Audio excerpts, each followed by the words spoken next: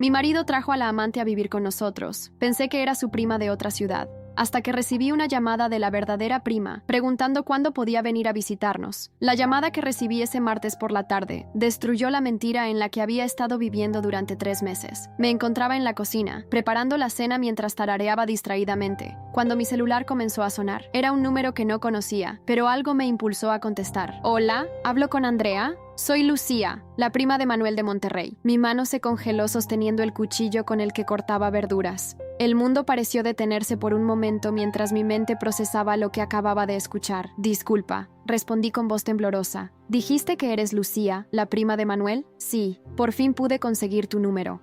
Quería avisarte que el mes que viene podré ir a visitarlos, como Manuel y yo habíamos hablado hace tiempo. ¿Todo bien por allá?»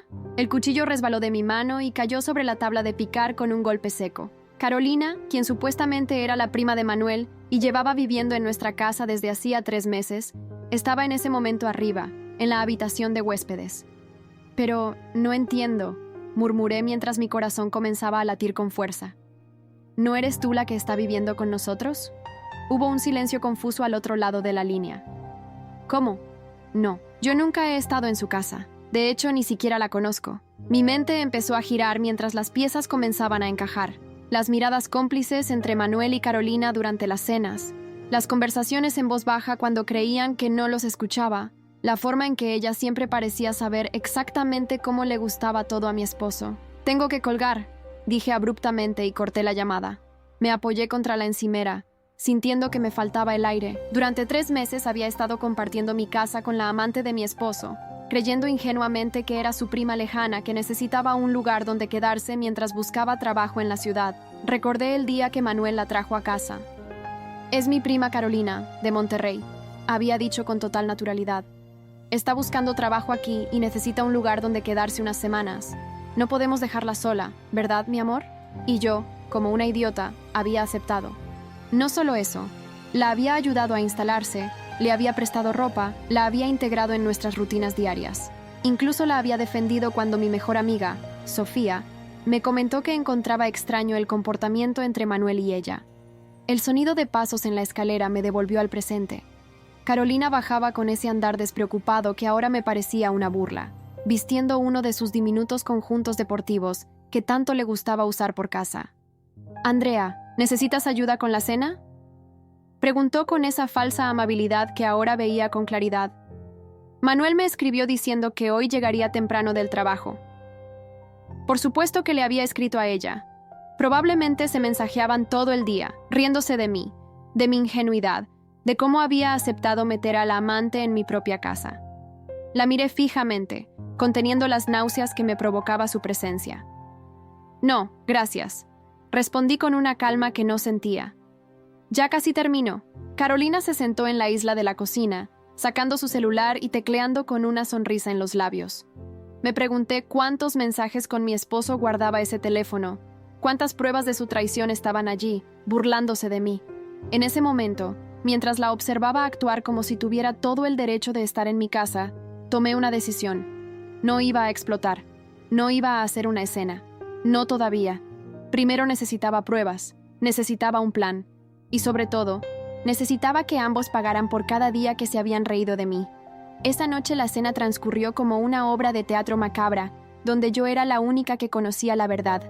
Manuel llegó a las 7 en punto, como había anunciado a su amante, no a su esposa. Lo observé mientras se quitaba la corbata y besaba mi mejilla distraídamente, preguntándome cuántas otras mentiras había creído durante nuestros 8 años de matrimonio. «¿Cómo estuvo tu día, amor?», preguntó mientras se sentaba. Carolina ya había ocupado su lugar habitual frente a él, servido su agua con limón como a él le gustaba y colocado la servilleta en su regazo con una familiaridad que ahora me revolvía el estómago. «Interesante», respondí, midiendo cada palabra. Recibí una llamada muy peculiar hoy. Vi cómo Manuel se tensaba ligeramente, casi imperceptible para alguien que no llevara años conociendo cada uno de sus gestos. Carolina, por su parte, mantuvo su sonrisa perfecta, aunque sus dedos tamborilearon brevemente sobre la mesa. «¿Ah, sí? ¿De quién?», preguntó él, llevándose un bocado a la boca con estudiada naturalidad. «Ya te contaré más tarde», dije, notando cómo intercambiaban una mirada rápida cuando creían que no los observaba. Mientras cenábamos, mi mente repasaba los últimos 3 meses. Recordé cómo Carolina había llegado un domingo por la tarde, con solo una maleta pequeña porque supuestamente el resto de sus cosas llegarían después. Nunca llegaron. Recordé sus salidas a buscar trabajo, que siempre coincidían con los almuerzos de negocios de Manuel.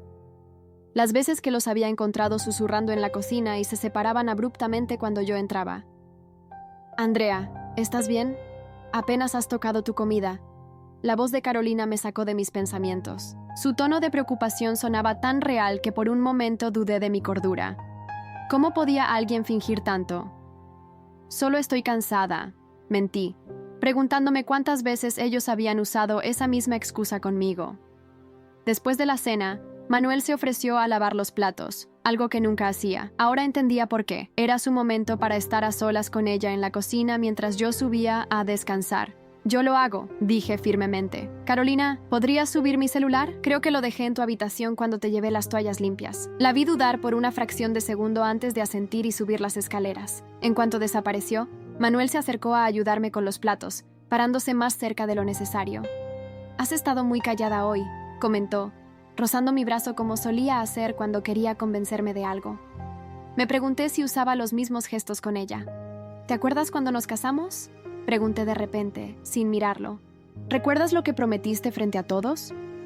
«Por supuesto», respondió con una seguridad que me dio náuseas. «¿Por qué lo preguntas?». «Por nada», dije, secándome las manos. Solo pensaba en lo curiosa que es la vida. Cómo las personas pueden vivir con ellas mismas después de convertirse en monstruos. Lo dejé allí, parado en la cocina, y subí las escaleras. Al pasar frente al cuarto de Carolina, la escuché hablando en voz baja por teléfono. Me detuve un momento, conteniendo la respiración. «Tenemos que tener cuidado», susurraba. «Creo que sospecha algo». No puedo hablar ahora». «Sí, yo también te amo». Cada palabra era como un puñal en mi pecho, pero me mantuve firme. Entré a mi habitación y cerré la puerta suavemente, como si no acabara de escuchar a la amante de mi esposo declarándole su amor desde mi propia casa. Esa noche, mientras Manuel dormía a mi lado como si nada hubiera cambiado, tomé mi primera decisión. Necesitaba aliados. Y sabía exactamente por dónde empezar. A la mañana siguiente me levanté temprano, antes que nadie. Mientras preparaba café, revisé mi teléfono y encontré un mensaje de la verdadera Lucía. «Andrea, perdón si dije algo que no debía ayer. Manuel me pidió que no mencionara mi visita, pero pensé que ya te había contado». Mis manos temblaron al responder. «No te preocupes, Lucía. De hecho, ¿podríamos hablar? Hay algunas cosas que necesito preguntarte». Media hora después, estaba sentada en mi auto, estacionada a unas cuadras de casa, escuchando a la verdadera prima de Manuel contarme una historia que me helaba la sangre. Carolina trabajaba con Manuel hace 2 años en la sucursal de Monterrey, me explicó Lucía. Todos sabíamos que tenían algo, pero pensé que había terminado cuando él se transfirió a tu ciudad. Cuando me dijo que se había casado contigo, me alegré pensando que había sentado cabeza. Mi estómago se retorció. 2 años. La aventura había empezado incluso antes de que Manuel y yo nos casáramos. «¿Por qué no me lo dijiste antes?», pregunté, tratando de controlar el temblor en mi voz. «Lo siento mucho, Andrea. Pensé que lo sabías y lo habían superado.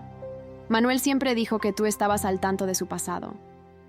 Después de colgar, conduje hasta la oficina de Sofía, mi mejor amiga, la misma que había intentado advertirme sobre el comportamiento extraño entre Manuel y Carolina. «Siempre supe que algo no cuadraba», dijo Sofía mientras me servía un té en su despacho. «Pero pensé que estaba siendo paranoica. ¿Qué vas a hacer ahora?». «Necesito pruebas», respondí.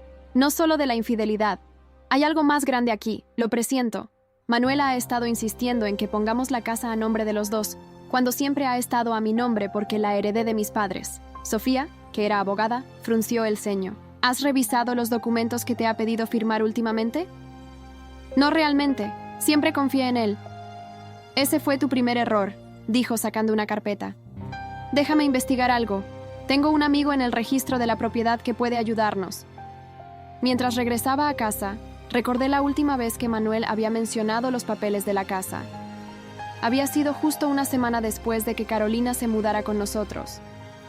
«Es solo para protegernos», había dicho, por si algo nos pasa. Al entrar en la casa, encontré a Carolina en la sala, hablando por teléfono en voz baja. Se sobresaltó al verme y rápidamente cortó la llamada. «Andrea, me asustaste», dijo con una risa nerviosa. «¿Dónde estabas?» «Manuel llamó preguntando por ti».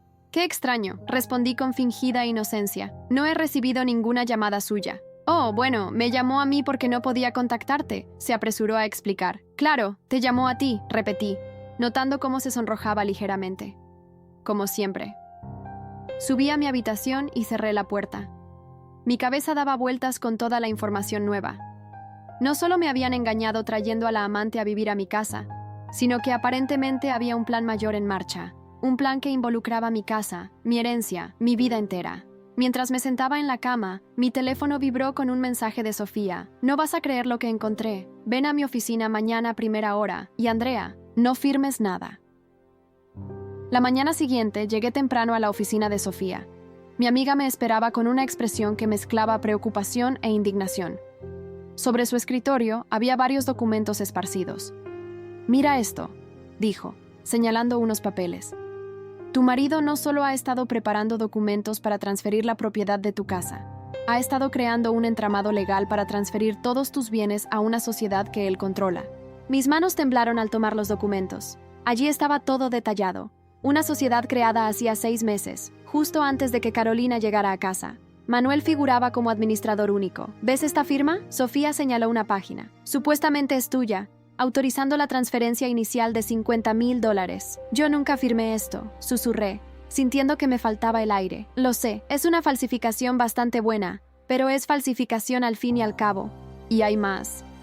Carolina no es solo su amante, es su cómplice legal. Trabaja en una notaría en Monterrey, o trabajaba, mejor dicho. Fue despedida por irregularidades en documentos legales. Todo empezaba a tener sentido. Las largas conversaciones en susurros, los documentos que Manuel siempre quería que firmara sin leer, la insistencia de Carolina en acompañarlo a todas las reuniones con el abogado familiar. Han estado planeando esto durante meses, continuó Sofía. La idea era hacerte firmar los documentos de transferencia de la casa, mientras Carolina actuaba como testigo legal. Una vez que la casa estuviera a nombre de la sociedad, podrían venderla sin tu consentimiento. Me dejé caer en la silla, sintiendo náuseas. No era solo una traición emocional, era un plan calculado para robarme todo lo que tenía. ¿Qué hago ahora?, pregunté, tratando de mantener la compostura. Primero, necesitamos más pruebas, respondió Sofía. Mi contacto en el registro está investigando otras propiedades que puedan haber intentado transferir, pero mientras tanto, necesitamos que ellos sigan pensando que no sospechas nada. No sé si pueda, admití. Cada vez que los veo juntos, cada vez que tengo que pretender que creo sus mentiras. Tienes que hacerlo, insistió Sofía, al menos hasta que tengamos todo documentado. He contactado a un investigador privado. Necesitamos pruebas de su relación, de las falsificaciones, de todo. Cuando regresé a casa esa tarde, encontré a Manuel y Carolina en la cocina, preparando la cena juntos. Se veían tan cómodos, tan íntimos, que me pregunté cómo había sido tan ciega. «Andrea», Manuel sonrió al verme. «Llegas justo a tiempo. Carolina está preparando su especialidad». «Qué considerada», respondí, forzando una sonrisa. «Por cierto, amor, ¿recuerdas los papeles de la casa que querías que firmara? Estaba pensando que podríamos revisarlos juntos mañana». Vi cómo intercambiaban una mirada rápida antes de que Manuel respondiera. «Claro, mi amor, como tú quieras». Esa noche, mientras los observaba durante la cena, planear sus próximos movimientos sin saber que yo ya conocía su juego, tomé mi decisión. No solo iba a exponerlos, iba a destruirlos, y tenía el presentimiento de que la verdadera Lucía sería una aliada muy valiosa en esta batalla. Mi teléfono vibró con un mensaje. Era del investigador privado que Sofía había contratado. «Tengo información sobre otras propiedades y sobre el verdadero motivo por el que Carolina dejó Monterrey. Necesitamos reunirnos urgentemente». La mañana siguiente me reuní con el investigador en un café discreto al otro lado de la ciudad. Daniel, un hombre de mediana edad con mirada perspicaz, extendió sobre la mesa una carpeta llena de documentos y fotografías. Su esposo y Carolina no solo trabajaban juntos en Monterrey, explicó. Estaban involucrados en un esquema similar con otra mujer, una viuda que perdió su casa y sus ahorros. Las fotografías mostraban a Manuel y Carolina en diferentes situaciones comprometedoras, fechadas 2 años atrás. Pero lo que más me impactó fueron los documentos, denuncias, reportes policiales, todo archivado sin consecuencias. ¿Por qué no prosperaron las denuncias?, pregunté. La víctima retiró los cargos repentinamente. Según mis fuentes, recibió amenazas. Poco después, Carolina fue despedida de la notaría, pero Manuel utilizó sus contactos para encubrir el verdadero motivo. Mi cabeza daba vueltas procesando la información. No solo me estaban engañando, eran estafadores profesionales que ya habían hecho esto antes. Hay más, continuó Daniel, mostrándome más documentos. Han estado vigilando todas sus cuentas bancarias. Carolina ha estado recopilando información sobre sus movimientos financieros desde antes de mudarse con ustedes. Recordé todas las veces que había encontrado mi computadora encendida cuando estaba segura de haberla apagado, o cómo mis estados de cuenta desaparecían del correo. En ese momento mi teléfono sonó. Era Manuel. Mi amor, ¿dónde estás? Carolina me dijo que saliste temprano. Estoy haciendo algunas diligencias, respondí con calma. ¿Por qué? ¿Necesitas algo? No, solo que encontré los papeles de la casa y pensé que podríamos revisarlos juntos cuando vuelvas. Claro, esta tarde los vemos. Después de colgar, Daniel me miró seriamente. Están acelerando sus planes, probablemente porque la verdadera Lucía contactó con usted. Necesitan actuar antes de que descubra todo. Regresé a casa con un plan en mente. Encontré a Manuel y Carolina en el estudio, rodeados de papeles que rápidamente intentaron ocultar cuando me vieron. «¡Qué bueno que llegas!», exclamó Manuel con fingido entusiasmo. Justo estábamos organizando los documentos. «Carolina», dije con una sonrisa que no llegaba a mis ojos. «¿Podrías dejarnos solos?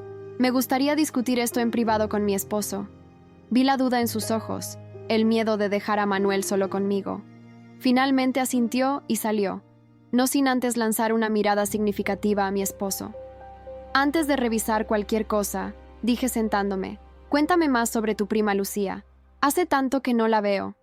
Manuel palideció ligeramente, pero mantuvo la compostura. «¿A qué viene eso ahora? Pensé que querías ver los papeles. Solo curiosidad. ¿Sabes? Es extraño, pero no recuerdo haber visto fotos de ustedes juntos de pequeños. ¿Tienen alguna? Andrea, ¿qué está pasando?» Su tono se volvió más serio, casi amenazante. «Eso mismo me pregunto yo, Manuel. ¿Qué está pasando realmente?» Antes de que pudiera responder, mi teléfono vibró con un mensaje de Sofía. «Urgente. Encontramos algo grande. Tu suegra está involucrada. Ven ahora mismo». Me dirigí a la oficina de Sofía con el corazón latiendo aceleradamente. La conversación con Manuel me había dejado inquieta, pero lo que estaba por descubrir haría que todo lo anterior pareciera un juego de niños. Sofía no estaba sola. Junto a ella se encontraba una mujer mayor que reconocí inmediatamente. Elena Montero, la madre de Manuel. Su presencia allí me dejó helada. «Andrea», dijo Elena con voz temblorosa, «perdóname por no haber hablado antes, pero ya no puedo seguir callando». Me senté lentamente, preparándome para lo que seguiría. Elena sacó de su bolso un sobre amarillo. «Hace 6 meses, encontré estos documentos en el escritorio de Manuel», comenzó. «Son papeles de una cuenta en el extranjero, una cuenta donde han estado depositando dinero de otras mujeres, otras víctimas». Mis manos temblaron al abrir el sobre. Dentro había estados de cuenta, documentos legales y algo que me dejó sin aliento, una lista de nombres. 6 mujeres, todas con perfiles similares al mío. Propietarias solteras o viudas con bienes significativos. «Carolina no es solo su amante», continuó Elena, con lágrimas en los ojos. «Es su socia. Han estado haciendo esto durante años. Se acercan a mujeres vulnerables. Manuel las seduce, y Carolina maneja el papeleo legal para despojarlas de todo». «¿Por qué no dijiste nada antes?», pregunté, sintiendo una mezcla de rabia y compasión al ver el dolor en su rostro. «Porque me amenazaron», respondió. «No solo a mí, a toda la familia. Manuel, mi hijo ya no es el hombre que crié. Se ha convertido en un monstruo». Sofía intervino, mostrando más documentos. «La última víctima, antes de ti, perdió $200,000. Se suicidó 3 meses después. El aire abandonó mis pulmones. La magnitud de lo que estaba descubriendo era abrumadora». «Hay más», añadió Elena. «Tu casa no es su único objetivo. Han estado investigando la herencia completa de tu familia, las propiedades en la costa, los negocios, lo quieren todo». Recordé entonces las preguntas aparentemente inocentes de Carolina sobre mis otras propiedades, su interés en los documentos familiares, las veces que la había encontrado husmeando en mi oficina. «¿Por qué ahora?», pregunté a Elena. «¿Por qué decidiste hablar justo ahora?». «Porque encontré esto», respondió, sacando su teléfono y mostrándome una conversación de WhatsApp entre Manuel y Carolina. «Todo listo para mañana», decía el mensaje de Manuel. «Una vez que firme los papeles, nos deshacemos de ella como hicimos con las otras». Elena no será un problema esta vez. La sangre se me heló en las venas. No solo planeaban robarme, planeaban algo mucho peor. Andrea, dijo Sofía con urgencia, no puedes volver a esa casa, no sola. Pero yo ya estaba pensando en algo diferente. Por primera vez desde que todo comenzó, tenía una ventaja que ellos no esperaban, y planeaba usarla. Mi teléfono sonó en ese momento. Era Carolina. Andrea, ¿dónde estás? Manuel está preocupado. Dice que tienen que firmar esos papeles hoy mismo. Ya voy para casa, respondí con una calma que no sentía. Dile que tengo una sorpresa para él. El trayecto de regreso a casa fue el más largo de mi vida. En el asiento del copiloto, Elena apretaba nerviosamente su bolso donde llevábamos todas las pruebas. Sofía seguía nuestro auto en el suyo, con un oficial de policía de su confianza. El plan estaba en marcha. Recuerda, me dijo Elena mientras nos acercábamos a la casa. Actúa normal, como si no supieras nada. Entramos y encontramos a Manuel y Carolina en la sala, rodeados de papeles. Al ver a su madre, Manuel se puso pálido. «Mamá, ¿qué haces aquí?» «Vine a ayudar con los papeles», respondió Elena con una naturalidad que me sorprendió. Andrea me llamó porque necesitaba un testigo adicional para las firmas. Vi cómo Carolina y Manuel intercambiaban miradas nerviosas. No esperaban esto. «No es necesario», dijo Manuel intentando mantener la calma. «Carolina puede ser testigo». «Oh, pero yo insisto», respondió Elena sentándose. «Después de todo, soy tu madre. ¿Quién mejor que yo para este momento tan importante?»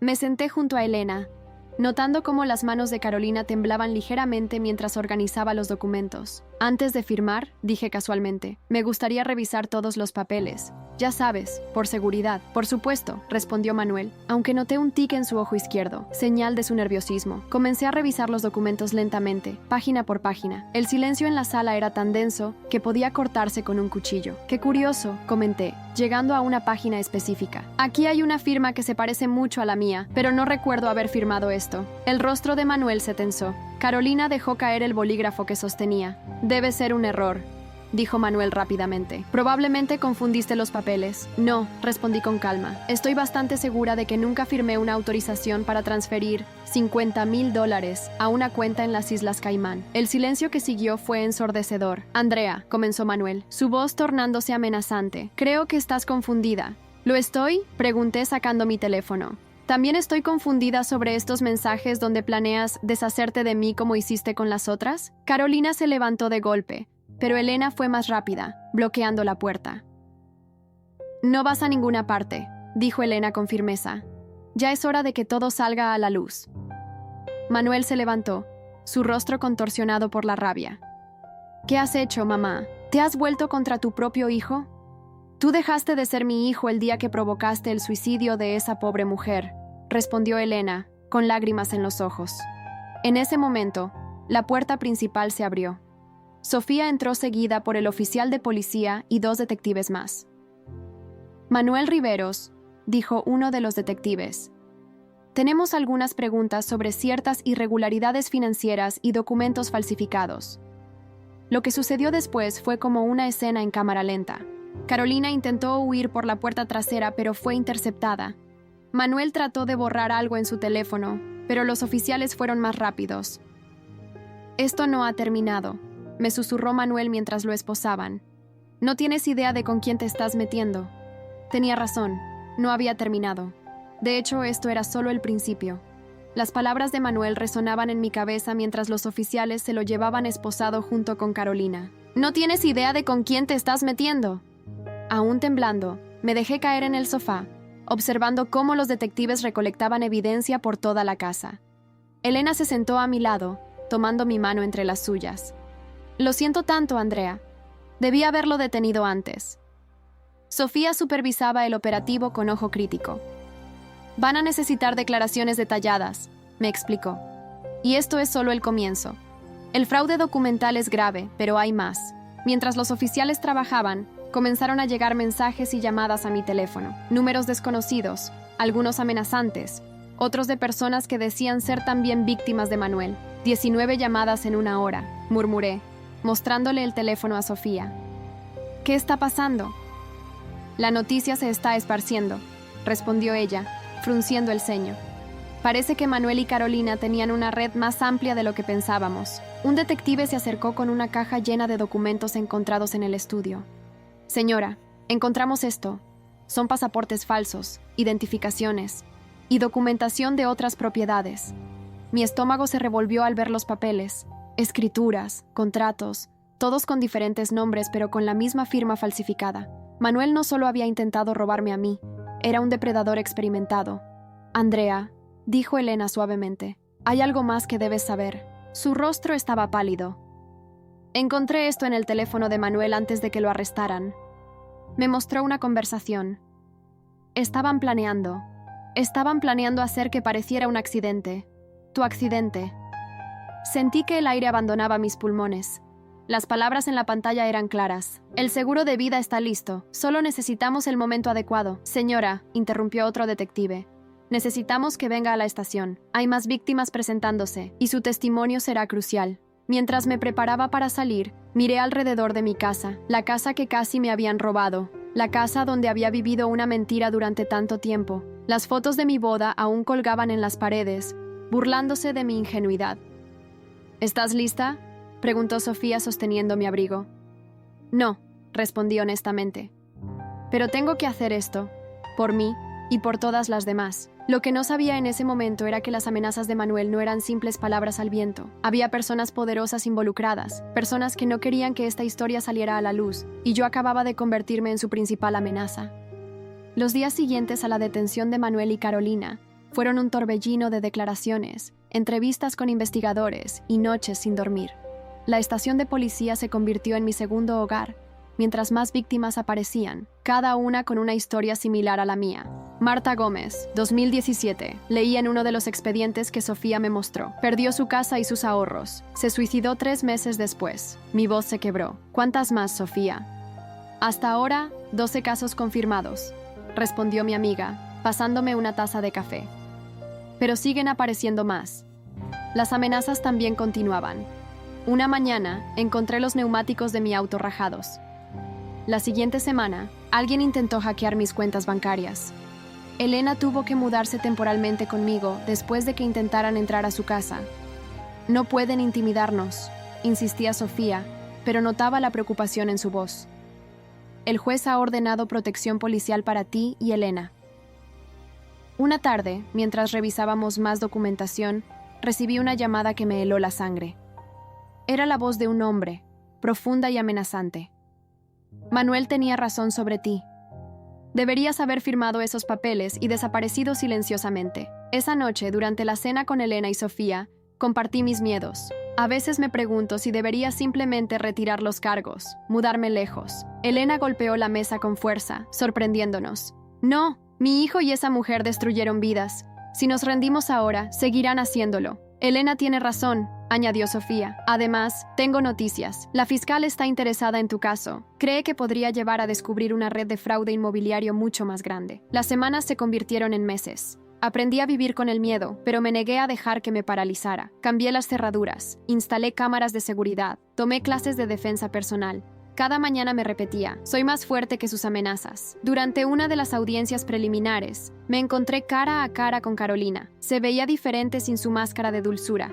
Sus ojos ahora fríos y calculadores. ¿Sabes por qué te elegimos?, me dijo cuando pasé junto a ella. Porque parecías fácil de manipular, sola, desesperada por tener una familia. Sus palabras me dolieron, pero me mantuve erguida. Te equivocaste, respondí. No estoy sola, y definitivamente no soy fácil de manipular. La investigación comenzó a revelar conexiones inquietantes. Manuel y Carolina no eran simples estafadores, eran parte de algo más grande. Nombres de empresarios respetados, políticos locales y hasta un juez aparecieron en los documentos incautados. Esto explica las amenazas, dijo Sofía una noche, mientras revisábamos nueva evidencia. Hay personas poderosas que no quieren que esto salga a la luz. ¿Y qué hacemos?, pregunté, sintiendo el peso de todo sobre mis hombros. Seguimos adelante, respondió ella con firmeza, pero necesitamos ser más inteligentes que ellos. Lo que no sabíamos era que alguien más estaba siguiendo el caso de cerca.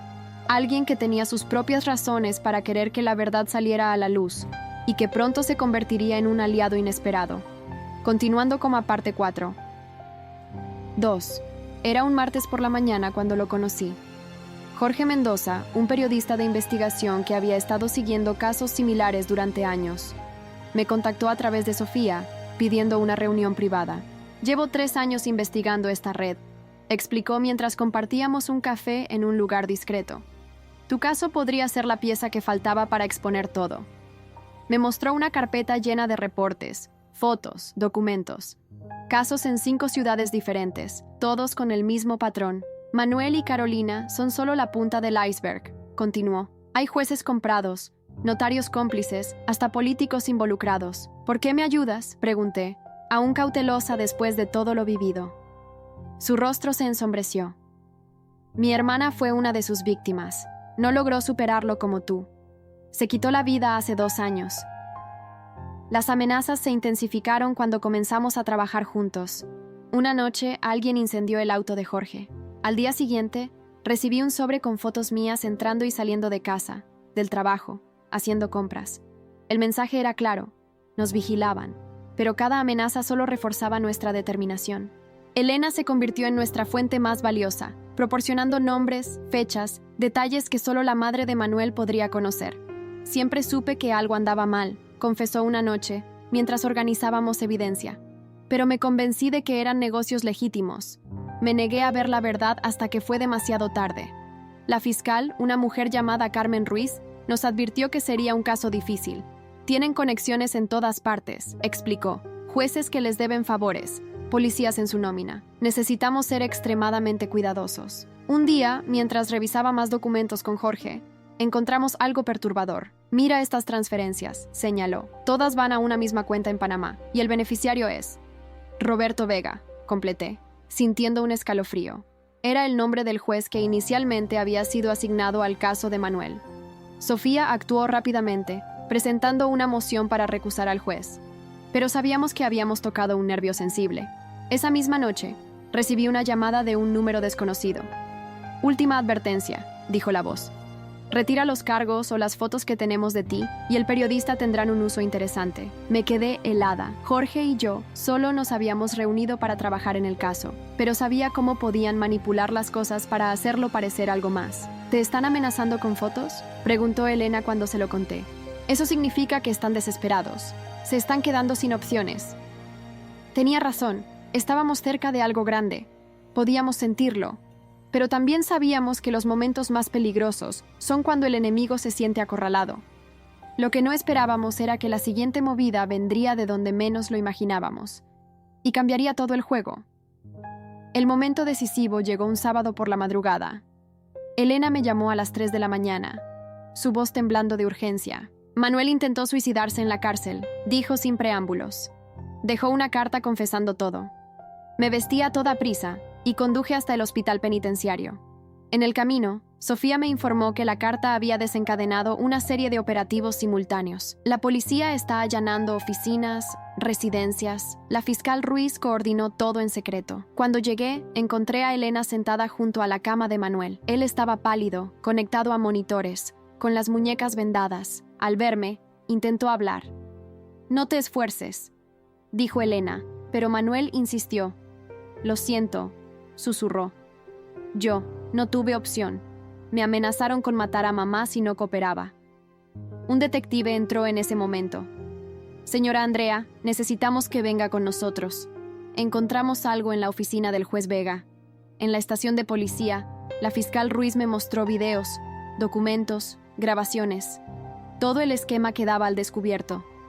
Roberto Vega no era solo un juez corrupto. Era el cerebro detrás de toda la operación. Usaban a Manuel y Carolina como ejecutores», explicó la fiscal. Identificaban víctimas vulnerables, las estafaban, y luego Vega se aseguraba de que los casos nunca prosperaran en los tribunales. Jorge llegó poco después, agitado. «Tienen a Vega. Lo arrestaron intentando abordar un avión privado. Pero nuestra victoria fue interrumpida por un oficial que entró corriendo. Carolina escapó durante el traslado. Y hay más. Encontramos planes detallados en su celda. Tiene una lista de objetivos. Andrea es el primero». No tuvimos que esperar mucho. Esa misma noche, mientras regresaba a casa escoltada por la policía, un auto surgió de la nada e intentó sacarnos del camino. En el asiento del conductor, pude ver claramente el rostro de Carolina, desfigurado por la rabia. Lo que siguió fue una persecución frenética por las calles de la ciudad. Carolina conducía como si no tuviera nada que perder, y probablemente así era. ¡Agárrese!, gritó el oficial mientras girábamos bruscamente para evitar otro embiste. Pero Carolina había calculado mal. En su intento por embestirnos, perdió el control de su vehículo. Todo pareció moverse en cámara lenta mientras su auto derrapaba, giraba y finalmente se estrellaba contra una barrera de contención. Cuando el polvo se asentó, Carolina yacía inconsciente sobre el volante. En el asiento del pasajero, encontraron una mochila con dinero, documentos y un pasaporte falso. También había una lista detallada de todas las víctimas anteriores, con anotaciones sobre cómo habían elegido a cada una. Pero lo más perturbador fue lo que encontraron en su teléfono. Un mensaje sin enviar dirigido a alguien que solo aparecía como jefe. El contenido del mensaje haría que todo lo que creíamos saber sobre el caso cambiara drásticamente. El juez Vega es solo un peón. Si me atrapan, todo se sabrá sobre la Operación Fénix. Esas palabras en el teléfono de Carolina desataron una nueva ola de investigaciones. El juez Vega, desde su celda, comenzó a hablar al ver que el cerco se cerraba. «Hay alguien más arriba», confesó durante un interrogatorio al que me permitieron asistir. Alguien que lleva décadas construyendo este imperio de fraudes inmobiliarios. La fiscal Ruiz convocó una reunión de emergencia. En una sala segura, nos mostró una serie de documentos recién descubiertos. La Operación Fénix, explicó, es un esquema que se remonta a 20 años atrás. No solo robaban propiedades, construían fortunas enteras sobre las ruinas de sus víctimas. Jorge conectó los puntos rápidamente. Por eso algunas víctimas terminaban suicidándose. No era solo por perder sus casas. Perdían todo y luego eran chantajeadas hasta quebrarse. Exacto, confirmó la fiscal. Y todo apunta a una persona, Francisco Alvarado. El nombre cayó como una bomba. Francisco Alvarado, el respetado empresario inmobiliario, filántropo, el hombre que aparecía en portadas de revistas donando millones a obras de caridad. Es una fachada perfecta, murmuró Sofía. ¿Quién sospecharía del hombre que construye hogares para familias necesitadas? Elena, que había permanecido en silencio, finalmente habló. Manuel lo mencionó una vez. Dijo que era su mentor, que le había enseñado todo sobre el negocio inmobiliario. Las siguientes 48 horas fueron críticas. Mientras Carolina se recuperaba bajo custodia policial, equipos especiales allanaban las oficinas y residencias de Alvarado. Encontraron una caja fuerte, me informó Jorge. Tiene documentos sobre cada operación, cada víctima, cada propiedad robada en los últimos 20 años. Pero Alvarado no sería fácil de atrapar. Tenía recursos, conexiones y algo más peligroso, la desesperación de un hombre que lo está perdiendo todo. Esa noche, mientras regresaba a casa con mi escolta policial, recibí un mensaje de un número desconocido. Señora Andrea, soy Francisco Alvarado. Tengamos una conversación civilizada. Solo usted y yo. Mañana, 10 a.m. en mi oficina. Venga sola o las consecuencias serán desafortunadas. Mostré el mensaje a la fiscal Ruiz. Su rostro se endureció. Es una trampa, dijo. Pero también podría ser nuestra única oportunidad. Me miró fijamente. ¿Está dispuesta a arriesgarse? Podemos preparar un operativo, pero usted sería la carnada.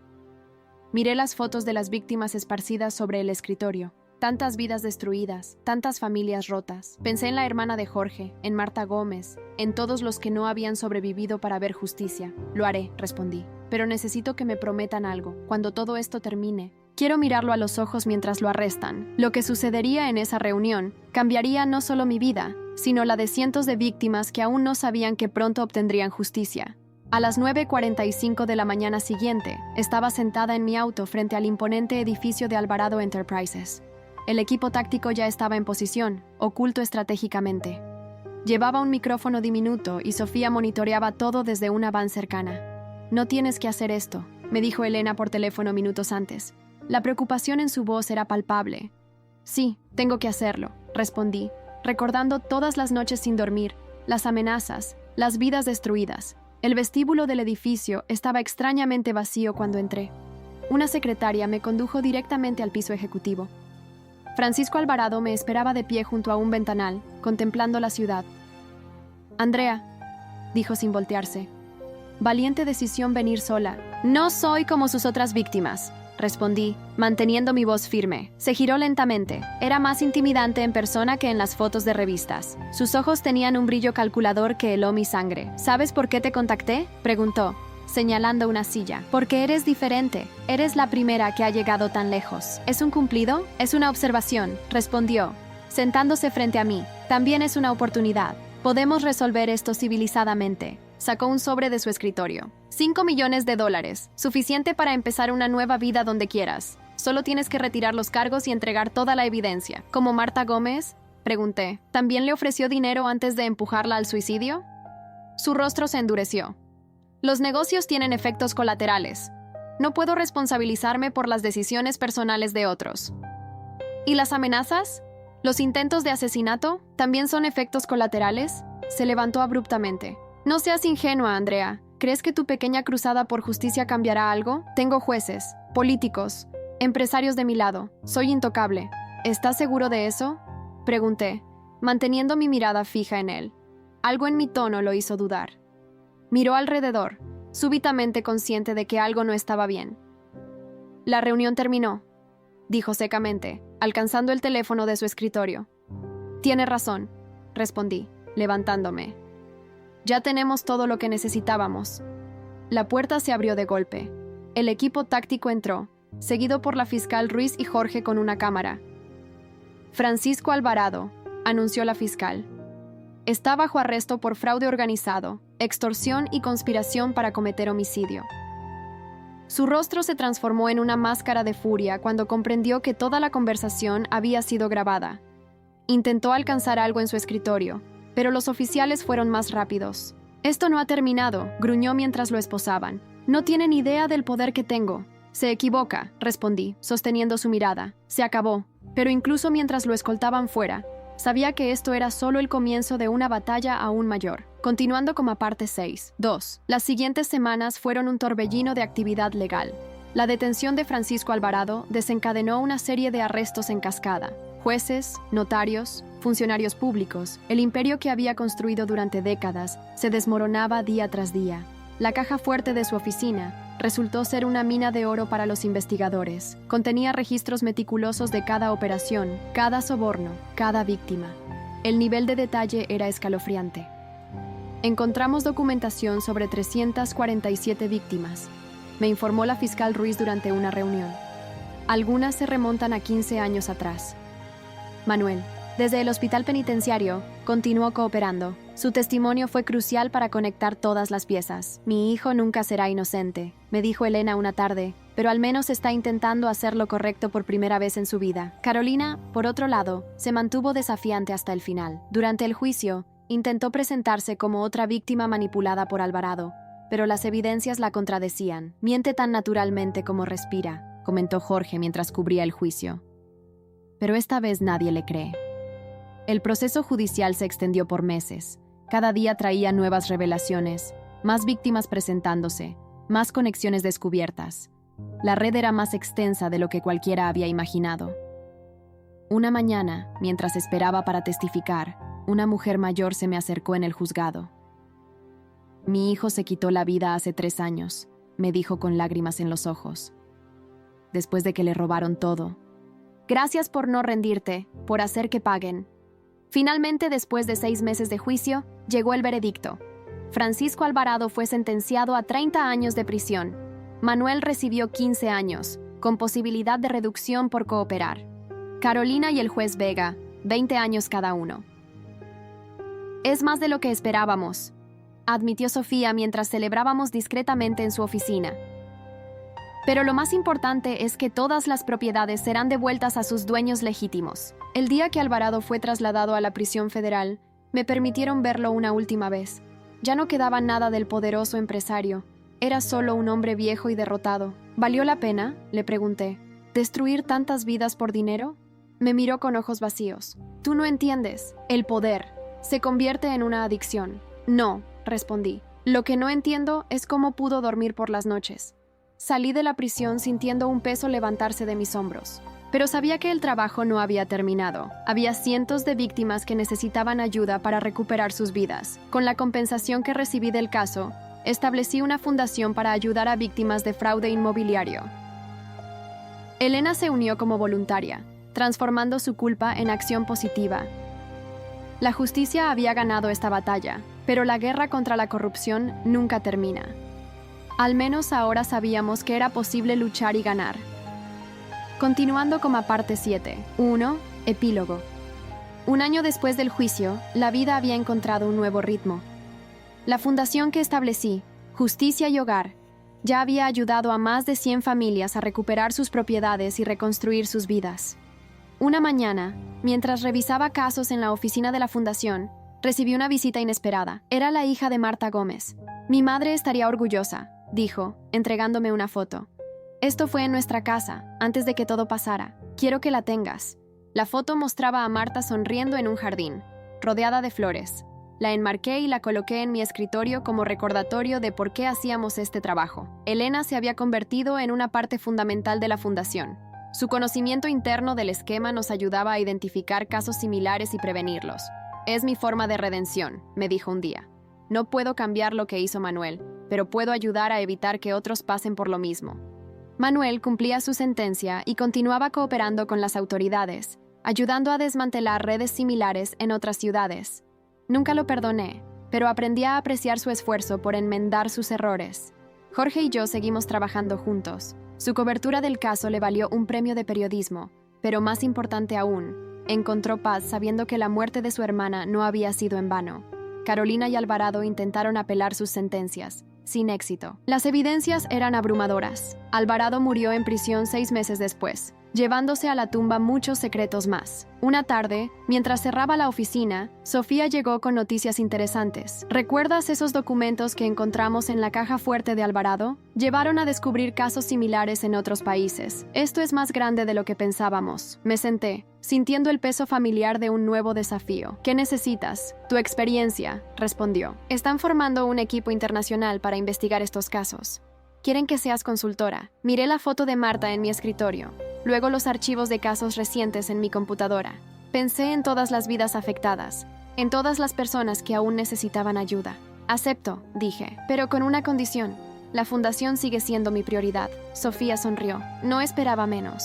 Mientras cerraba la oficina esa noche, reflexioné sobre cómo había cambiado mi vida en 2 años. El dolor y la traición se habían transformado en propósito. La víctima se había convertido en defensora. Y aunque las cicatrices permanecían, ya no me definían. Me definían las vidas que ayudábamos a reconstruir, la justicia que ayudábamos a alcanzar, la esperanza que podíamos ofrecer a otros.